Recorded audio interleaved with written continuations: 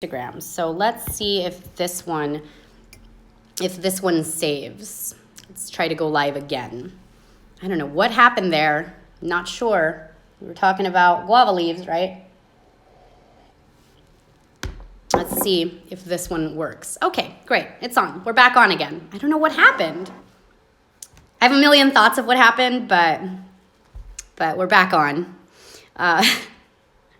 Hi, guys. Hello.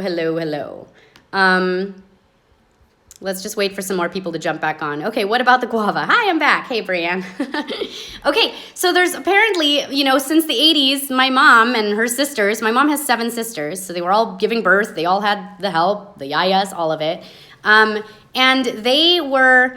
I know, the bots have started. So, she was saying it was just so normal that after you gave birth, you would stand in front of this big basin that the yayas would prep for you, your staff, and it would just be hot water and guava leaves, okay, that had been boiling in this. And the steam that comes up from this hot water and guava leaves nourishes and heals your area after you've given birth.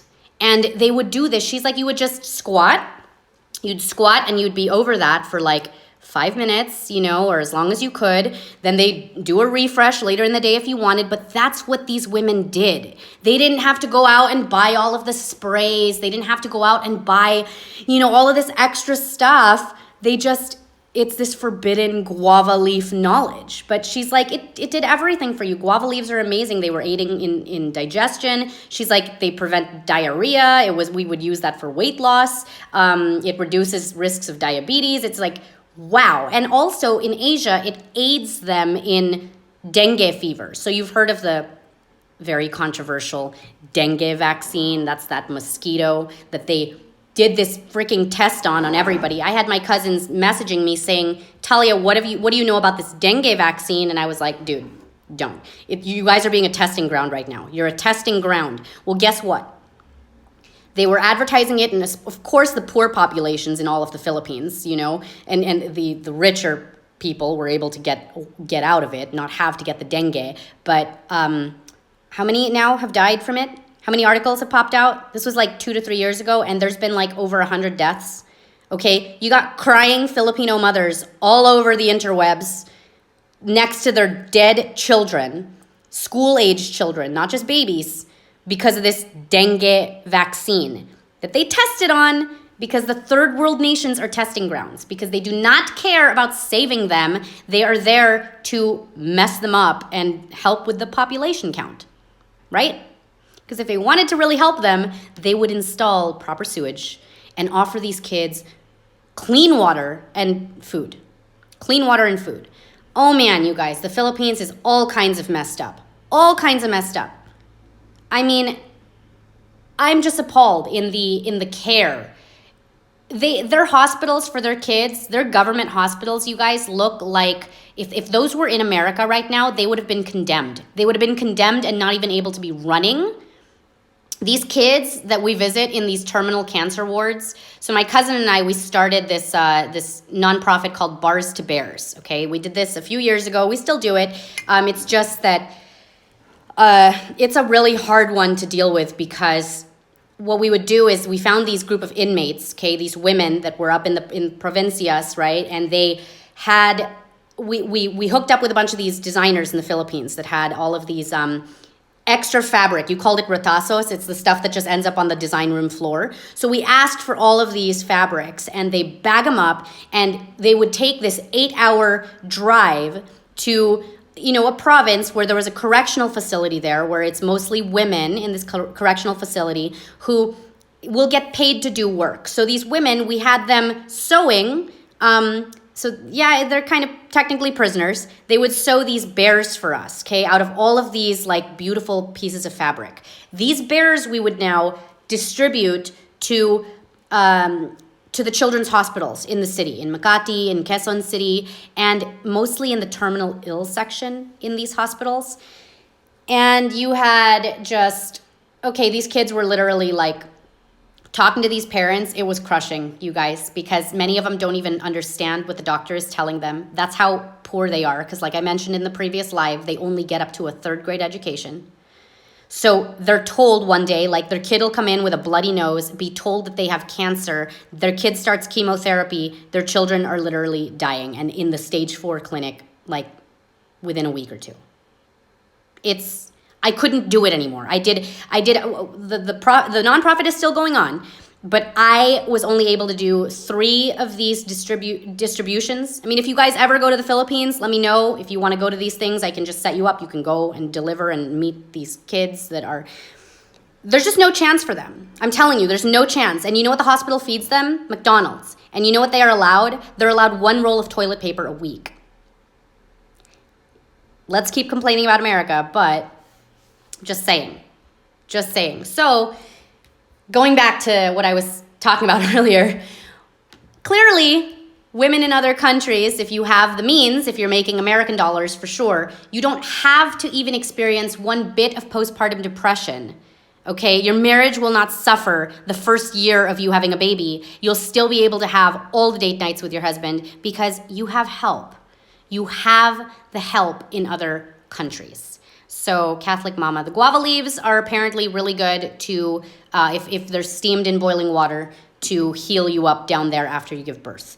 And it's just a practice that we don't do in this country, but apparently has been ongoing in other countries. Like they don't even use, the baby wipe thing, how we're like always, oh, baby wipe, that which company, which brand, you know what they do over there? They take organic cotton, boil it, okay? They kind of drain it a little bit, pat dry it, drain it a little bit, and it's literally like water. And they keep it in these little Tupperware-like containers in their diaper bag. That is what they clean their babies with down there. But then, once again, America came in and messed everything up. They're like, yeah, that's great and all, but if you're rich, you can afford to have this Johnson & Johnson baby powder that you just sprinkle all over your daughter's vagina, and we're still going to be in business in 20, 30 years, regardless of how many ovarian cancer cases this is going to cause. So, yeah, she said, my mom did that to me here in the US. She's a traditional Filipino mom. And they do, so that was like, that's their version of water wipes. And it's like a known thing over there. My mom's like, you don't need a baby wipe with chemical to wipe up your baby after they pee. First of all, the pee is clean. Okay, like, what are you doing even wiping it? I'm like, so wait, when they pee, if it's just pee in the diaper, I just give them a new diaper? She's like, yes. You don't need the wipe. You're going to cause rash. Why are you putting chemical on top of it? It's self-cleaning. And I'm like, oh. So then I just use water wipes when they poop. She's like, yeah. Like, oh.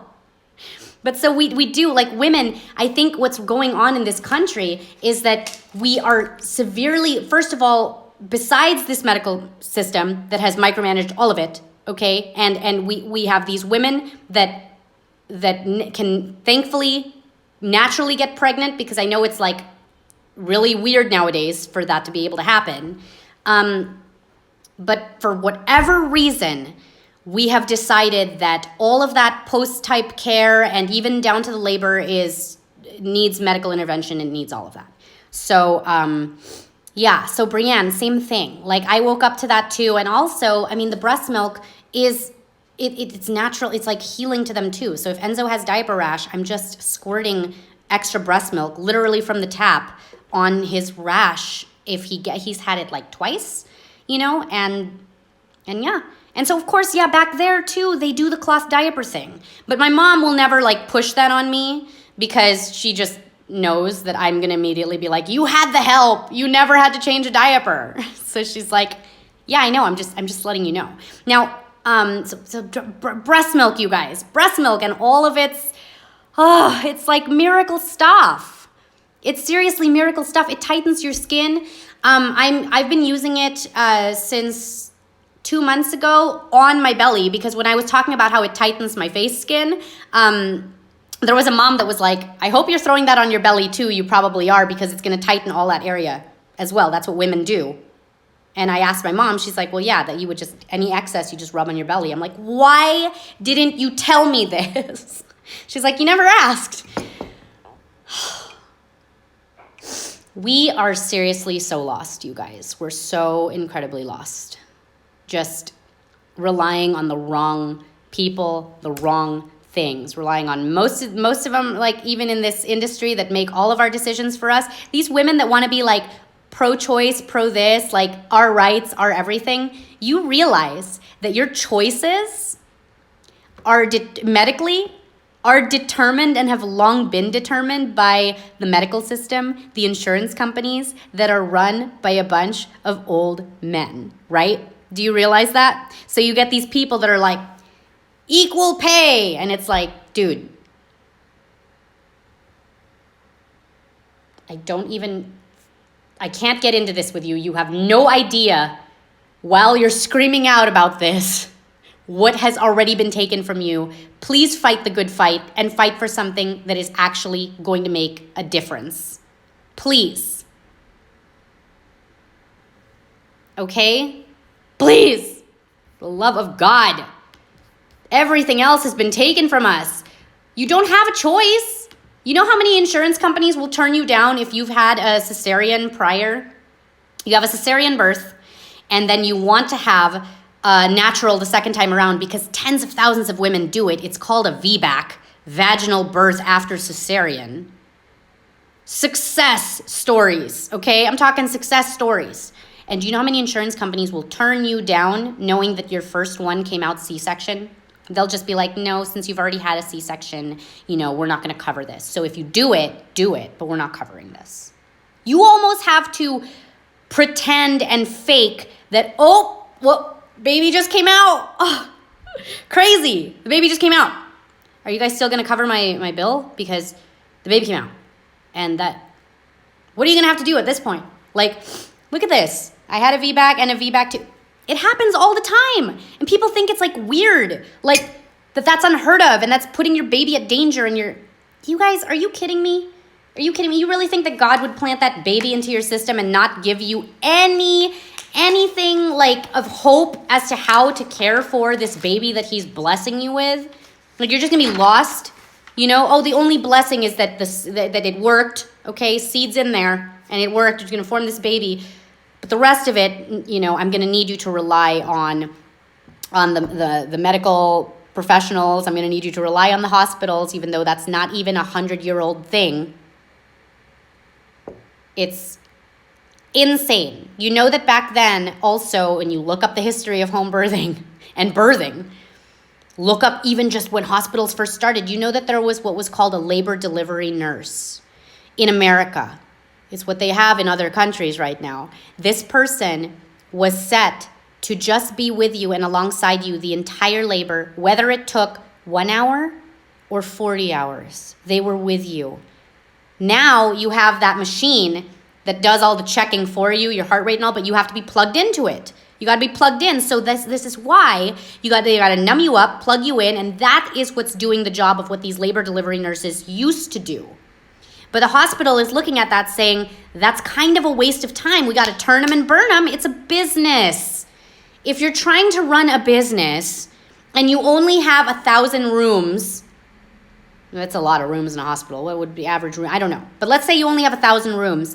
And in this one section, these are the only rooms for your birthing. And you got moms that are staying there for 3 days. That's a waste of money to you, isn't it? Because that's only one patient that you can find for the whole bill of the stay.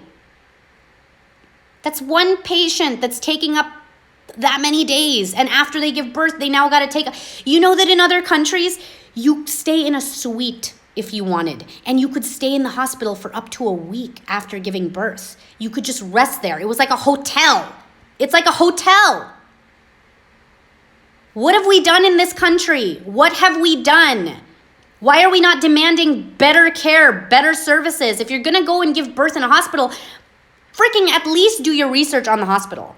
At least call, ask the right questions, because you're entering into their territory, their business. And if their business is structured to profit off of things like all the vaccines, like the check their cesarean rates. So many women have no idea that they can contact a hospital and find out, I just am curious, what is your C-section rate?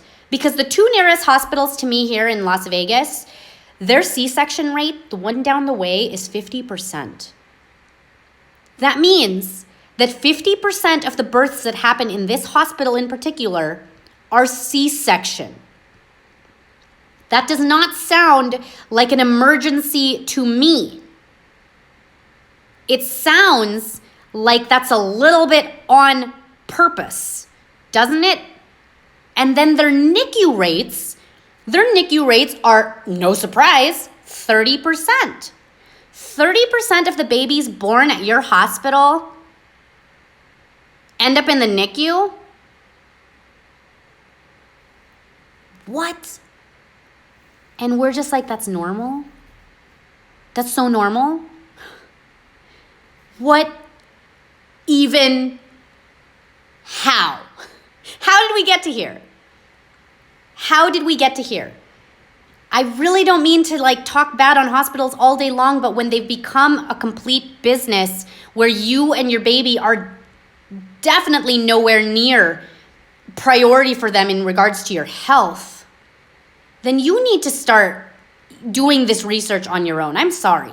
And women, this is why finding your tribe is so important. And this is why I love platforms like this, because seriously, one of my favorite things about this type of platform is that so many of you have linked up, found each other, you have communicated through just even whatever posts and saying I'm in this city, I'm in that city. Your tribe is out there.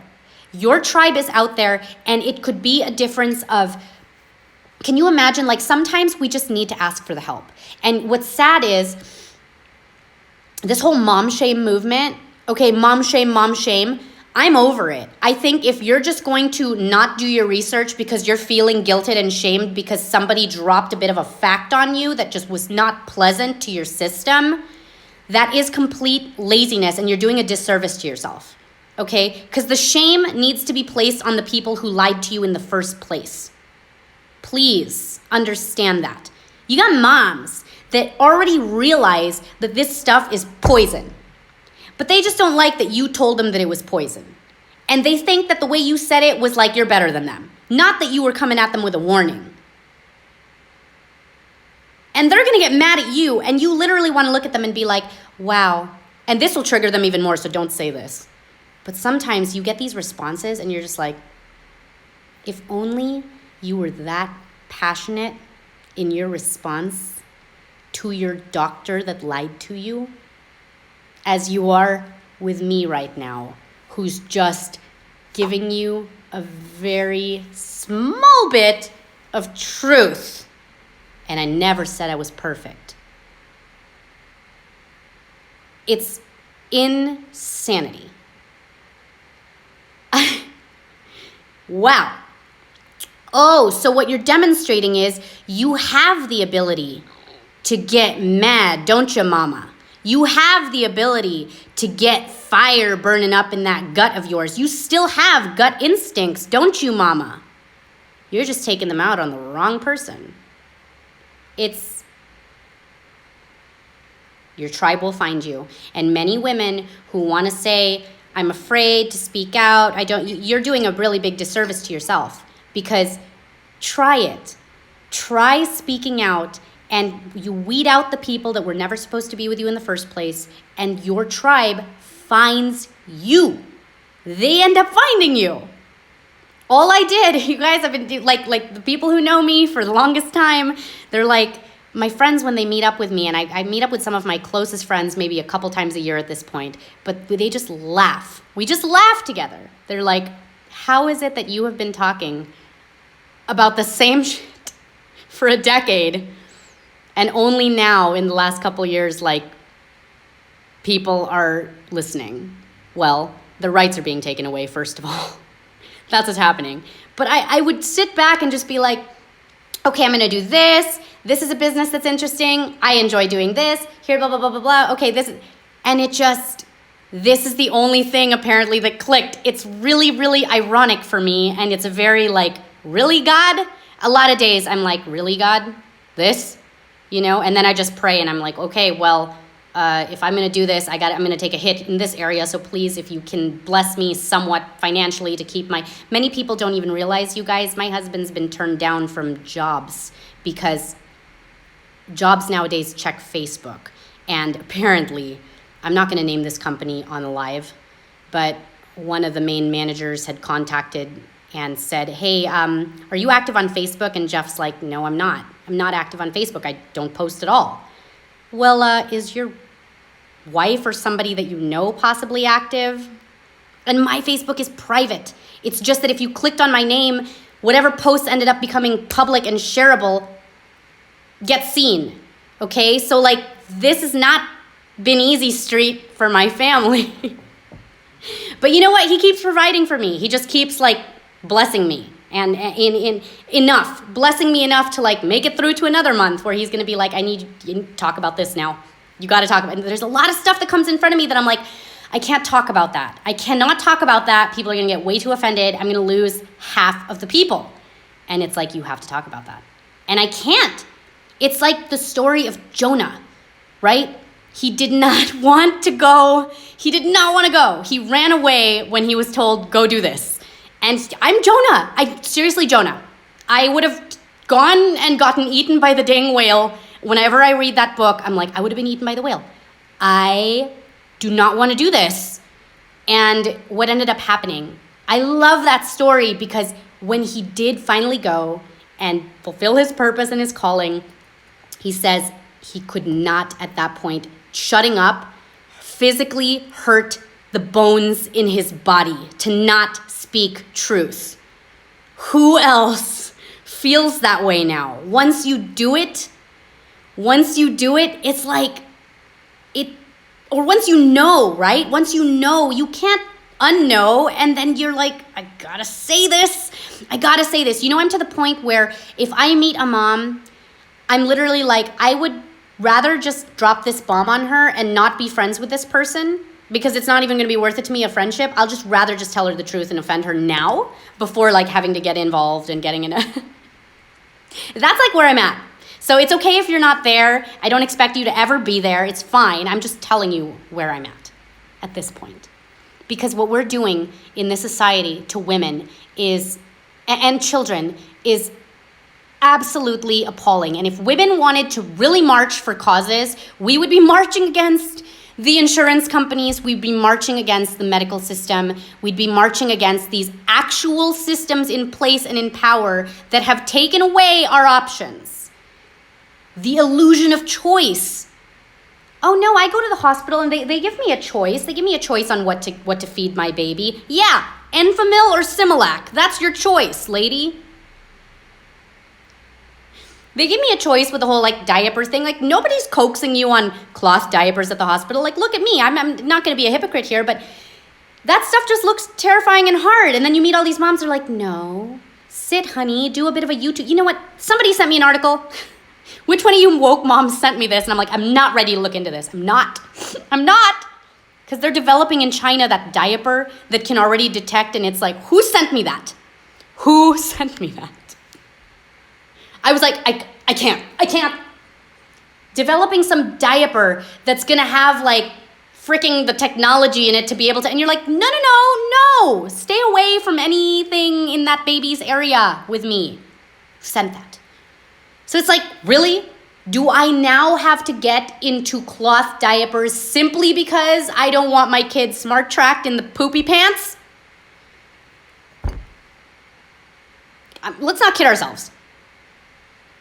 80% of the food lining our groceries shelves is packed with sugar. You guys have seen that Fed Up documentary, right? Please watch it. You'll get fed up. You will. It's terrifying. And they know this. And they go into it. They're like, oh, we reduce the calorie amount, but we up the sugar. This whole like skim milk, low fat. I'm just so grateful that I just hated anything low fat and diet to begin with. I hate the taste of it, so I won't do it. But apparently it's a great thing that I did that because, oh my gosh, It's in everything. Our food is not food. Our food is not food, okay?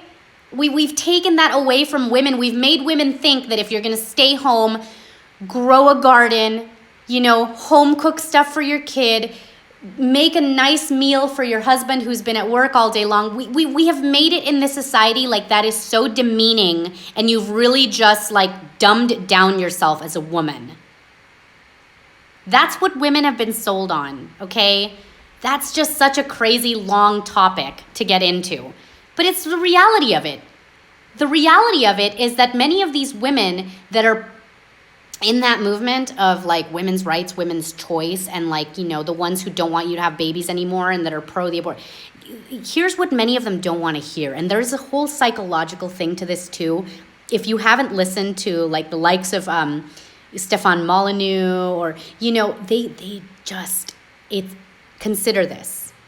The women that do this, that do not have the kids, that want you to give up your briefcase, or to give up your homestead and go and work in the workforce, become a taxable entity, like they push for that, become the CEO in your company. It's okay if you do that as a woman, no judgment. But I'm just saying, these women that push for that, women should be working, we should be in the, they are acting because they don't have children. Very freaking motherly, don't you think? Don't you think? And they don't ever want you to point that out to them. You're like, man, if you had a kid or two, maybe you'd stop bossing my ass around. And because all day long, you're going to be bossing mini versions of yourself around. So there's no longer going to be this instinct in you, this motherly, maternal instinct in you to, boss everyone else around and freaking look at everyone else's life and like try to fix things for other people. That's what they're doing all day long. And you're like, you sound really not content with your own thing going on. They don't want you to, they want you to do what they're doing. Okay? They're never going to applaud you if you're like, cool, I'm all about women's rights and women's choice. And so here's my choice. My choice is that I would rather be at home with my kids, or I want to be able to do that. I want to be able to cook for my husband, or I want to be able to learn how to do da-da-da. They're going to be like, not that choice. Not that choice. Look up the history of feminism. Nicole's probably got a million links. Look up why they wanted you to become that taxable entity to begin with. And coincidentally, within a decade, divorce rates in the country skyrocketed. The family unit just blip.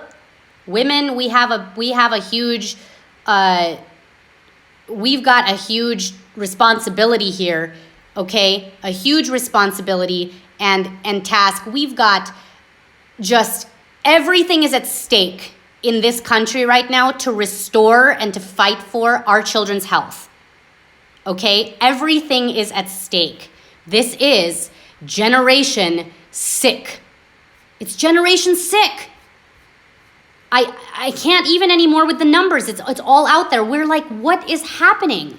Besides the fact that we've got declining fertility rates, just American children are suffocating, okay, under this avalanche of chronic ailments. Okay, we've got development disabilities, mental health challenges, and for decades it's been going on. So our children have poorer health now than other children in other wealthy nations. We have no support from the get-go as women. We just don't. Ask. Have you ever asked? I also don't like asking for help. I feel, because I've been lied to and told, that it is a form of weakness. But can I just tell you, after giving birth the second time around with Sebastian, my parents were not able to come to that birth. They were out of town. Mom was like, well, I already saw the first birth, and I was like, this is a new baby, but whatever, Mom. Oh man. She's like, you got a bowling competition. I'm so bitter. And I'll always put that on her. She's really good at bowling though, my mom. She loves to bowl. I swear. At least it brings her out to Vegas because we've got a lot of these fantastic bowling leagues here. Okay, anyways, so I gave birth and, you know, we found ourselves obviously the very next morning. I wasn't even in the hospital for a whole 12 hours. They were kicking me out because I said no to everything. So they're like, waste of space. We can't charge this girl for anything. The next morning I was getting up. They're like, oh, okay, so here's your discharge papers. I was like, what? Hasn't even a whole day. They're like, yeah, but you're okay. You're good to go. You're fine. You can get out of here. So anyways, I go home, and within, you know, those first few days being at home, I didn't ask for any help from anybody because I was just like, I can do this, you know, just, I'm the one that, you know, Jeff and I were the ones that had the baby. Like, it was our choice to have this baby. I can't ask for anybody's, you know, whatever. It's fine. It's fine. And I just kept doing that to myself. And one of my mom's dearest friends who lives in LA showed up at my door, okay, when Sebastian was only 3 days old.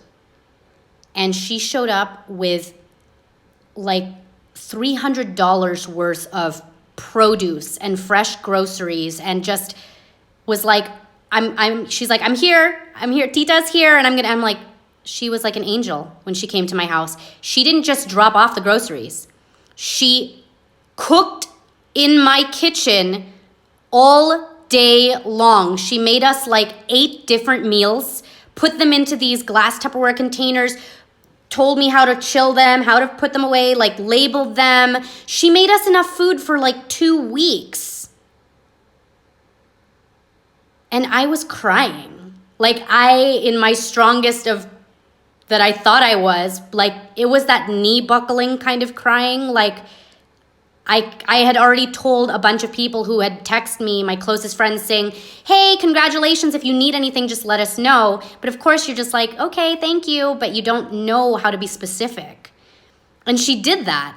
And not only that, she stayed even later on that evening, and while things were boiling and while things were being worked on, she was cleaning my house without me asking her. And I was the entire time saying, stop, stop, stop. And she was taking my baby and telling my husband to go to sleep. Like, I can't tell you what that meant to me and what that did to my system, that I was literally feeling like I was going to crack and break.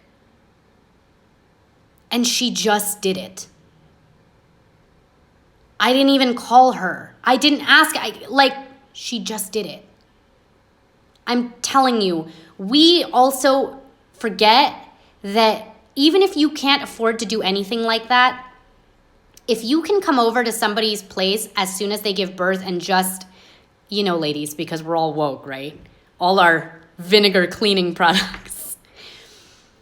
If you can just clean for them and get rid of a whole thing of dishes in the sink, something for an afternoon, that is a bigger gift than the freaking bouncy chair that you thought you could give them, or the extra clothes that this baby's probably not going to need, or that it's an actual gift to do that for women. And we're just not asking. We're not asking. So my parents, knowing that I went through that the first time around with Amelia, and then going through that again with Sebastian, you know, they stayed for a little over a week after I gave birth to Enzo. And of course, that whole experience was already a million times better because I had no medication. It was a home birth, and, you know, such a help. It was just such a help. I don't think that we're laundry help. Yes, Esther's correct too. Just to help with any of that stuff. Any of that stuff. And it doesn't make you any less of a mom and that you can't do it. And honestly, your husband or significant other, they don't think any less of you. They are constantly worried about your mental health. Most men, okay? Most men really are. They're just like, they know what your body's been through. They know that you are a ticking time bomb too. They know that you're a ticking time bomb, which is also getting into this whole thing with many times ever since having sons, I know, I hate to say this, I'm being open here, but ever since having boys, it's caused me to like second think the way that I also speak to my husband, because I imagine, what if my son had a wife like this? And she spoke to him like this. And she, like, what would I do? And when you just thinking about that, you just like burn up, right? Ladies here with boys, you just like lumps start forming in your throat at the thought of a, you know what, yelling at your son who's also a new father. Like, he's never done this before. He's new at this too. You know, yes, you've been through a lot, Mom. No one is discrediting you for everything with the birth. But they're also new to this. They have no idea how you're feeling, how it felt, what to do. They've not done this. You've played with dolls as a kid. They have not. G.I. Joe does not count as nurturing and loving and caring. They don't know. They don't know. So they're witnessing this woman that they fell in love with, that her body has gone through everything, and she's not herself, clearly not herself. And that's hard on them too, because they don't know what to do now. And get this, the nicest thing they can do for you, and like if they could literally bring the moon to you, they're not gonna get any for 6 weeks anyway. So for them to do anything,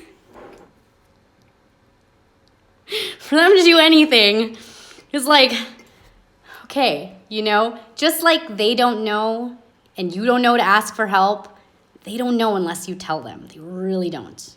And they are, yes, they're very disconnected to the process and what's happening. And I think about just my son. I'm thinking about Sebastian, and I'm like, oh my gosh, just with his personality and how he is nowadays, I'm like, if that stuff carries over to when he's an adult, he's also going to just be like, what do you want, honey? You're going to have to tell me what you want. Because you got to be specific with these kids. You just have to be. You know, the stuff that they go through. Ooh, just the thought of some crazy woman in the future bossing my son around. I'll come for you. Don't do it. Just, he'll know. Sebastian will know that and Enzo, Mommy can't be around for that. I just can't. So that's why I'm also like, they have to date already a woke person. Just spare me. Spare me. Okay, the grief. Because I love you so much. I can admit these things. I don't know. I was going to get really informative on this one. I had this whole talk on the HIB too. I was like, let's do a HIB. This ended up being more of a therapy session. So we got to admit all these things to each other. But we need the help. We need the help. And our babies need the help. And, oh man. It's sad. It's sad, the judgment. But the judgment is coming from the wrong place. Don't label a mom as somebody who's judging you for trying to give you just information to eventually make your life better. Because what drives me crazy, and one of the posts that I had last week where a mom got really offended by saying, oh, but I delayed for my kids and I didn't know any better. And I'm like, lady, I'm not even talking to you. This is not for you. There was a mom that jumped on that post, so I didn't even have to say anything. And what she said here, I have to read it off to you. I'm not going to display her name, okay? Let me read it off because here's something to consider. So there were some moms that got offended by this, by me saying, hey, how about instead of delaying or whatever, you just don't do the poison in the first place? That might be easier, right? That's kind of what my post was about. She put this: I would have much rather somebody punch me repeatedly in my face to get me to listen to the warnings that I slowly took heed to. Now I'm left with constant guilt of mental regression that was caused by my lack of research and what I now know about the vaccines. As it is said, do not believe the hype. Not only that, my religious belief clearly says, do not even ingest other human beings. Why are we injecting humans and DNA into it? Like, she goes off now on this thing because now she's super informed. But what she's saying is, did you hear that? She would have rather somebody punched her repeatedly in the face to get her to listen and heed these warnings. Why? Why then? Why are we, that's what's going to cause you. I don't want to offend people. Get this.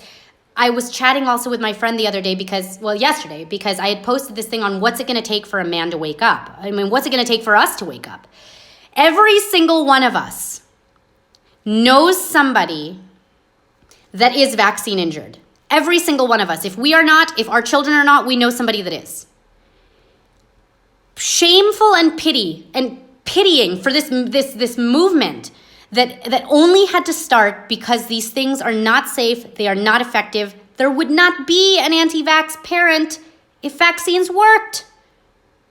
So we have thousands of people, okay, who have been through it, who are walking, breathing warning signs for you.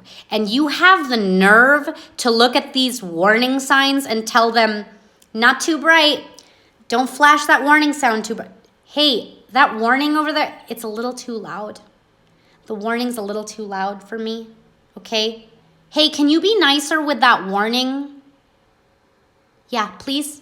These parents are warning you. And how sad that we have the only way that many of them are going to wake up is if it happens to them. I have never said I was perfect. I have made the same mistakes. I was warned by 2 different mothers, one who is a very, very near and dear close friend, who told me, your babies are going to be getting way too many of these things. This is what happened to my boy. And you know what I did with that information? I said, okay, I will look into it. I didn't gaslight her, but I said to my husband, so let's space it out then. Let's just space it. And we're having a girl, and she was saying that this stuff mostly happens in boys, so our chances are actually not as bad because we're having a girl. That is legitimately what I said almost 9 years ago.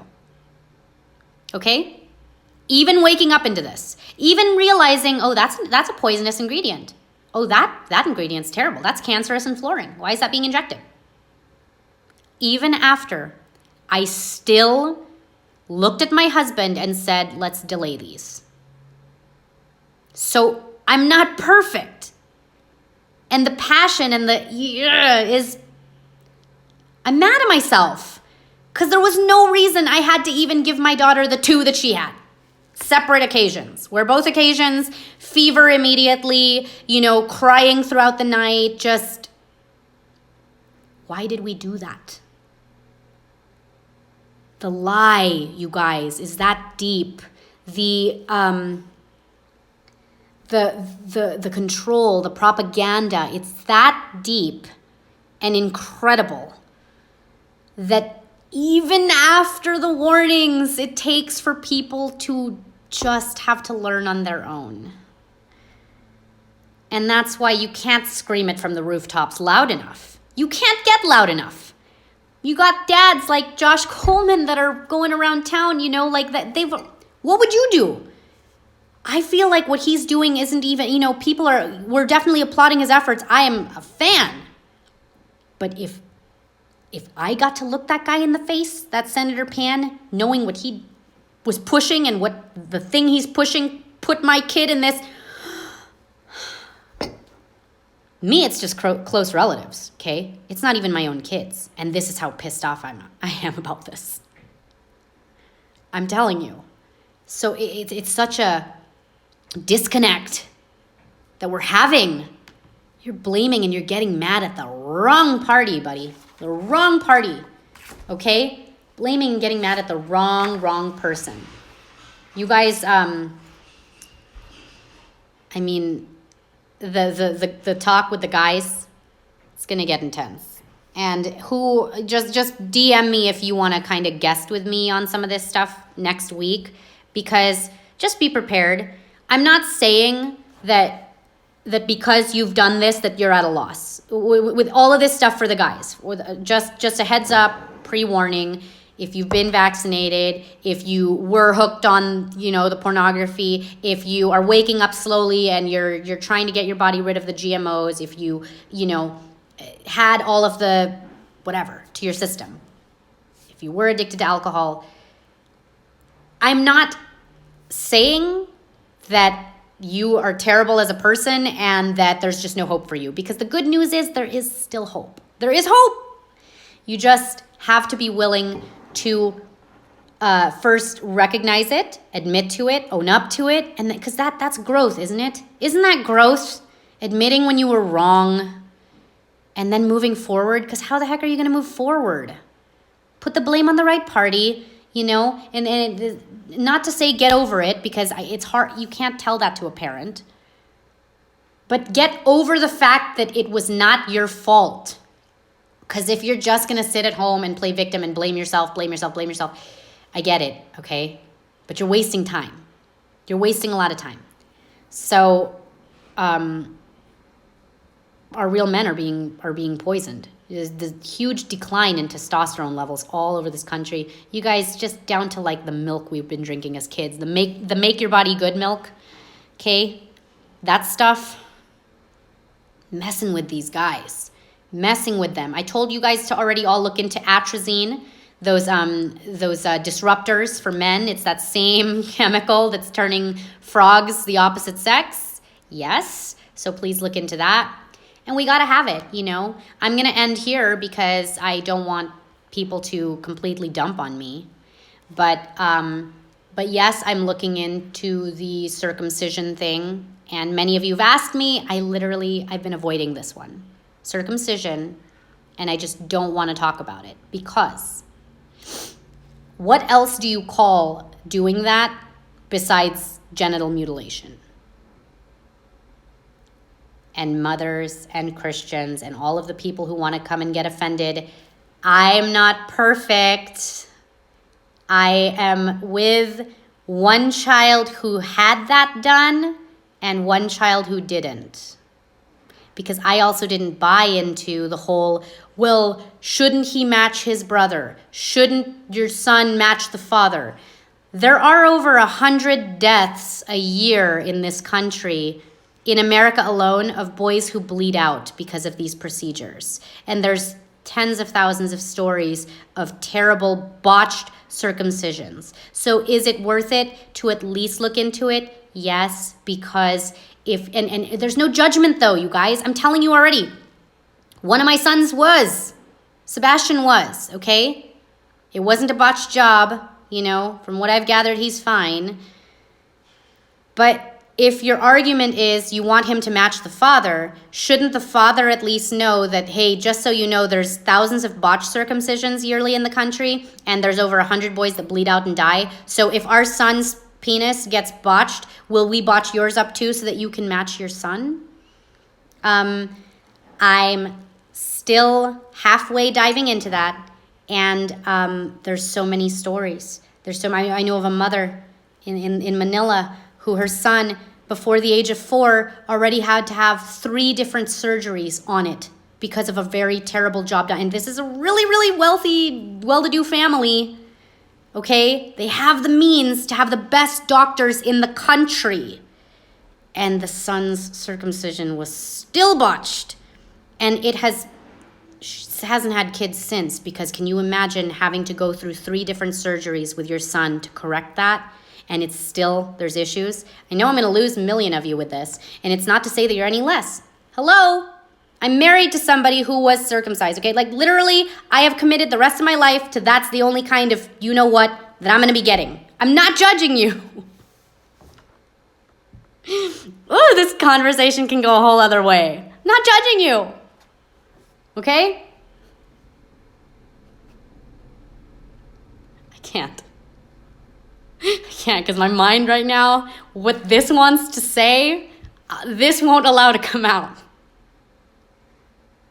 Because this wants this a lot. So that's when I pause sometimes, because I'm like, ooh.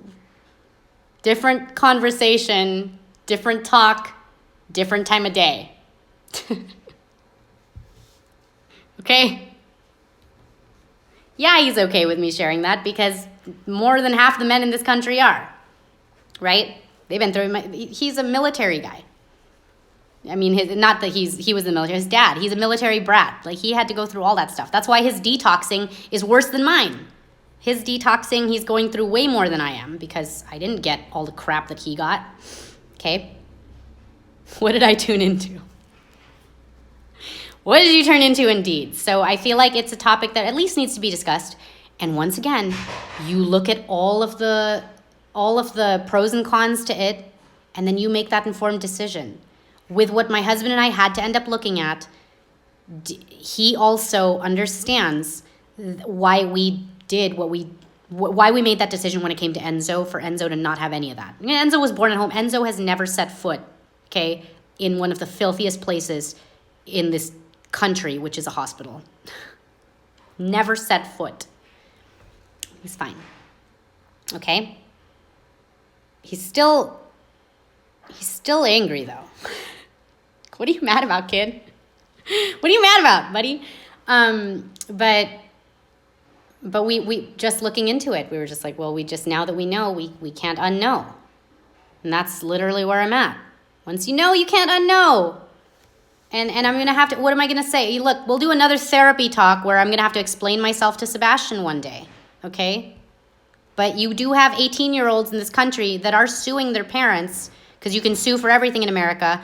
They're suing their parents for circumcisions that they never wanted and didn't ask for because they were babies.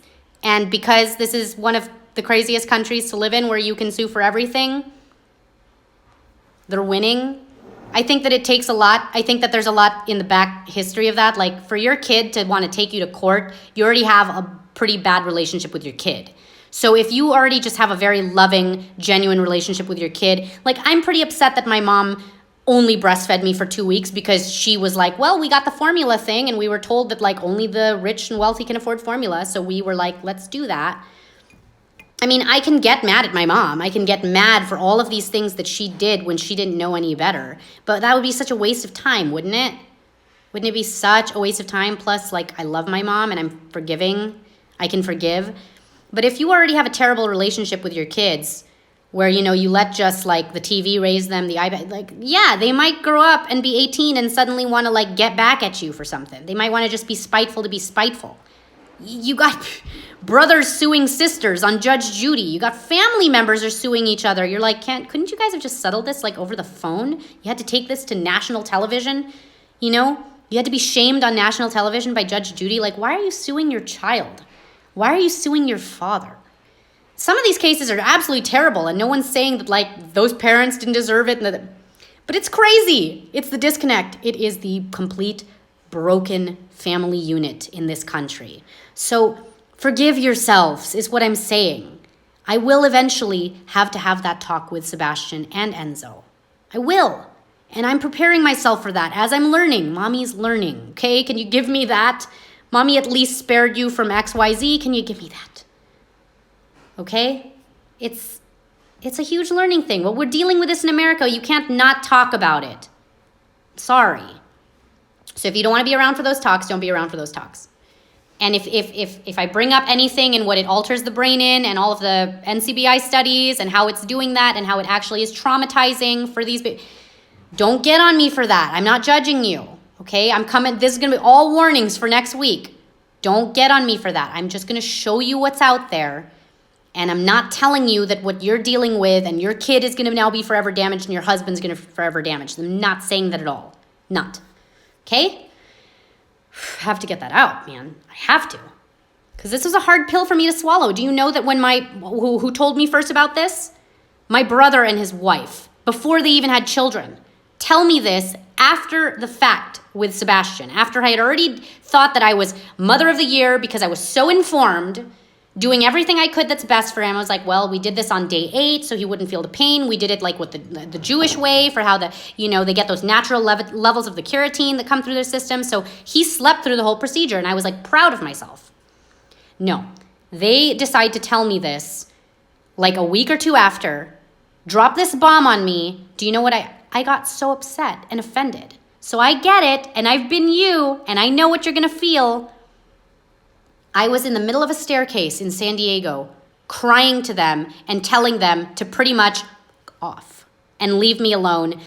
Don't judge me. This, blah, blah, blah. Jeff and I know what we're doing. How dare they? They're not even parents. Like, wait till you have your own kids. I did all of it. I said all of the things, okay, that are going through your head right now.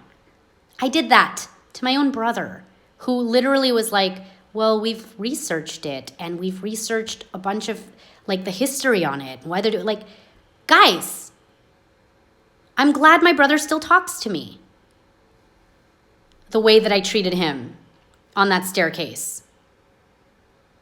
So I know how you feel when you're given information that you don't want to hear. It sucks. And also it sucks because it's not something you can reverse, just like the vaccine thing. If you've already vaccinated your kid and somebody's telling you this is poison, you can't get past this bitch is telling me that I poisoned my kids right now. How dare she? Who does she think she is? I know what you are going through, is all I'm saying. I know how it feels. I've been through it. I don't research everything. I'm not capable of researching everything and all the time. I can't. I get new information that comes to me daily where I'm like, dang it, darn it. All the time. Okay? I'm not judging you. I'm not judging you. We'll get into the Bible parts of it too. And we'll talk about the other countries too. And the history on it too. Okay? There's also a lot of stuff in there that, this conversation will just be too long, but there are passages in there that will state that it's not going to not allow you access into heaven, okay? Paul knew. Read Paul. He knew when he was talking to all these people, when they were putting up all these churches everywhere, that half of these men were going to read up on the doctrine and want to get to have a relationship with Jesus Christ, and they're going to read up and say, well, didn't the God of Abraham want them to be this and have this procedure done? And I'm now a 35-year-old man or a 40-year-old man. I'm not going to go and get that procedure done. And he is saying that is not your ticket into heaven. It's not your ticket. So if that's why you're thinking, okay, just look into it. I'm just saying, no one's perfect. We were born perfect, though.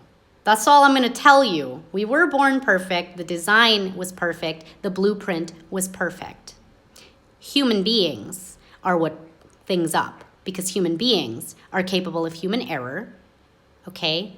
We're capable of mistakes, especially doctors. They're the third leading cause of death in this country. Medical malpractice. Okay?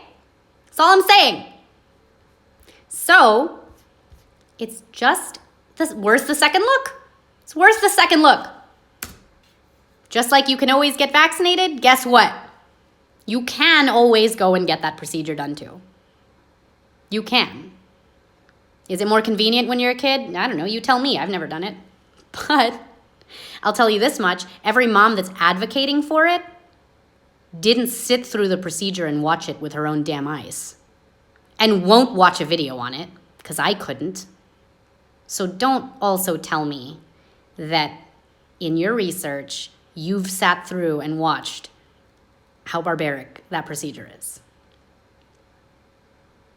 Don't tell me that, because you haven't. Because you can't watch that and put your kid through it. And going into the trauma, which I'm going to end there, but consider the trauma with this. When your baby goes to these checkups, let's go back to the V word, okay? Because the other thing's too touchy for people. But when your baby goes to these checkups, right, they are initially the 2 and 4 months, you're just holding them and they're getting all of this stuff in them. That's painful for them. They're crying. Consider how much more traumatic it is when they're 12 months, 15 months, okay?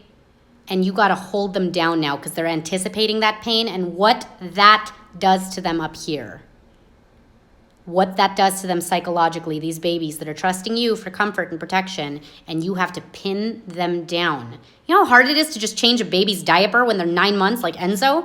The struggle, can you imagine? That they're already now at that age fearing what's going to be coming into them. They know pain is about to happen, and you are pinning them down. Do you know what that does to somebody? You know what that does up here? Just considering that too. So I'm going to end that today, and we will discuss a whole lot next week. If you're not prepared for it, it's cool. I do not judge you. I really don't. Any parent that just wants to wake up to it and look at something, that's cool too. All right? Have an amazing rest of your day.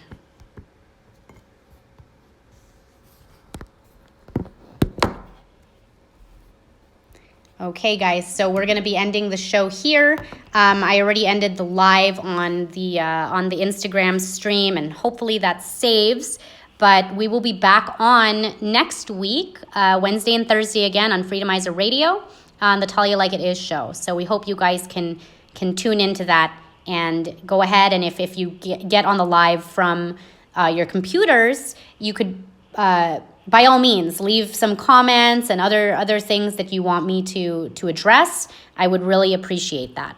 Hope you guys have an amazing day. And the Chris Level show will be up at noon on Freedom.